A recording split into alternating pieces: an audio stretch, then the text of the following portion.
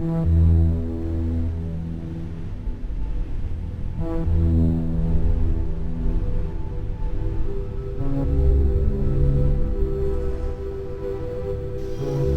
fellas, me Trapper here. A while back I made a video on how I turned my lever action 44 Magnum Marlin carbine into a scout gun. Today we're going to do a shootout, a sort of a scout shootout, a head-to-head comparison of my Marlin 44 scout rifle to my Marlin 336 30-30 scout rifle. I've got them set up differently and I'd like to share the two with you, and then I'll give you my opinion on which one I like best and why. So let's get started. Now if you'll remember, this is the 44 Magnum, and what I did is I took a Marlin 44 Magnum, I put an XS Systems rail, lever action rail on it. I added ghost ring rear sight and then high visibility front sight. These are also by XS Systems. And then I topped it off with a Burris Fast Fire 3 MOA red dot scope. And I've since made one addition, and that's a Sling. And I'm going to do an entire video on this Sling itself. It's called the Ultimate Rifle Sling. I really love this, and I'm going to do an entire video just on the Sling. But anyway, I have really enjoyed this rifle in this configuration. But I also have a Marlin 336 and 30-30, and I decided to set it up a bit differently. So let's take a look. Now here is the 30-30. And this is an older 30-30. It's an original JP stamped 30-30. But I've done the same thing as far as the rail. This has got an XS Systems rail on it.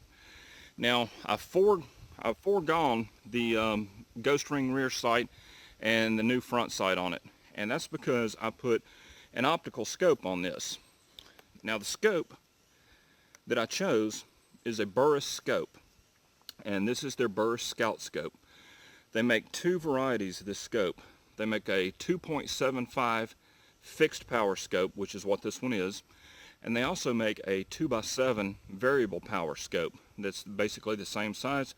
It's just more expensive and a little heavier. Now for the rings, I used Burris low tactical rings, so the scope is mounted very low, as close as I can get it to the top of the rail. I've also added a small pouch, and this is something that just, as you can see, just buckles onto the buttstock. And I believe this was about a $10 pouch. Has some shell holders on it, and it has a little zippered pocket, which is nice. So anyway, let's take a look at the differences between these two setups and what those differences mean when you're out in the field. The first thing that both rifles have in common is the XS Sight Systems rail. I give this rail 5 stars. This is an outstanding piece of equipment. This is made in Texas. I think the rail itself is about 40 or 50 bucks. Very affordable, and it provides a rock solid mounting platform for just about any type of scope that you want to put on it, whether it's a red dot or an optical scope. Now, when I put the rail on my 44, that rail went on without a hitch. The screw holes lined up perfectly. It was as simple as lay it down, put the screws in, boom, you're done. The 336 is a little bit different. That's a different model rail, and they advise you when you buy it that you may have to do a little bit of file work to open up one of the holes, because the holes may not match up with the holes in the receiver perfectly. Let me show you. One of the things about the 336 is it has been made for so long by different companies now, it's really kind of hard to make one piece of equipment that's going to fit everything perfectly. So when I put this rail on this 336, on one of the mounting holes I had to use a circular file, and I had to round out the hole just a little bit to get it to mount properly. It was no big deal. It was about 5 minutes worth of work.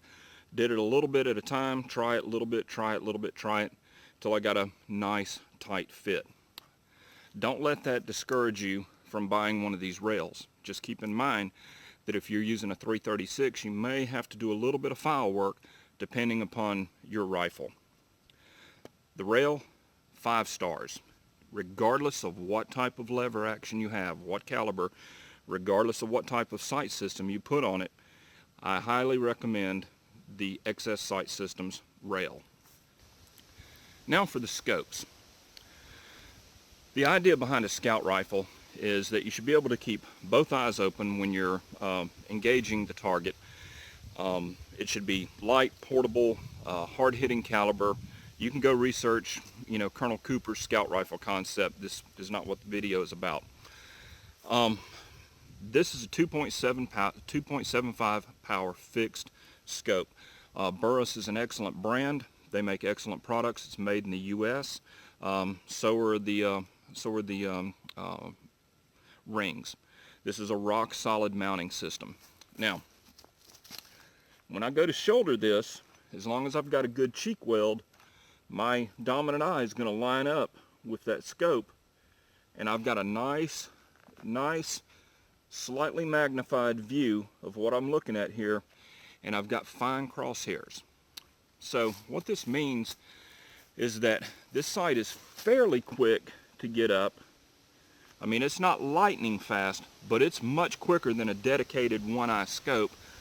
I can retain my peripheral vision so I can see what's going on around me, and I can get a much clearer picture through this optical scope than I can with my 50-year-old eyes. My eyes are not what they used to be, and if I've got a deer that's 100 yards away and he's in and out of brush and he's walking slowly, this is really going to help me pick him out, pick my shot, and make sure my shot is accurate. But it does take a second for your eye to pick it up, and this has low light issues. We'll talk about low light issues in just a second. Now let me compare this with the 44 and the red dot scope. Now the 44 has the Burris Fastfire 3 MOA red dot scope on it. To me, this is blazing fast. I don't even have to have a proper cheek weld. I don't have to be properly positioned before I can pick that red dot and put it on my target.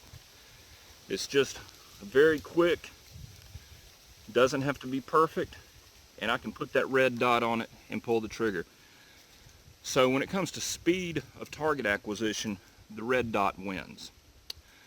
Also, by the nature of this red dot, I can have this large aperture sight on the back of it, and it's not getting in my view. It's not getting in my way. Neither is the elevated front sight. So when it comes to blazing fast target acquisition, the red dot is going to win for a close range scenario. So what does that mean in the field? If I had a sounder of pigs and they were moving at a high rate of speed, the red dot is going to allow me to get on it, fire, cycle around and fire, and keep both eyes open, and I'm not going to have to be perfectly lined up. So to me, this is a faster system. This system, even though it's not as fast, is a more precise system. This is going to give me a better sight picture. It's going to give me a finer crosshair to put on my target, and it's going to allow me to pick my shot better. So this is not the sight system that I would choose if I had a sounder of hogs and they were tearing through the woods at full speed. What this would be ideal for is if 75, 100, 125 yards away there was a buck and he was trotting, stopping, looking, trotting, stopping, looking. I'm going to be able to get on this, dial it in, get in, pick my shot, put it right on his chest, right on his shoulder or neck, wherever I want to. I've still got my peripheral vision so that if another deer walks out, or bigger deer, I'll be able to pick it up and I'll be able to choose my shot. So this system, to me, is better for a more deliberate situation, whereas the red dot is better for an instantaneous type of situation. Now I also talked about low light situations. Now on a dedicated hunting rifle, that's really not a big concern because you're not going to be hunting at night in most cases. I know in some states you can hunt hogs at night.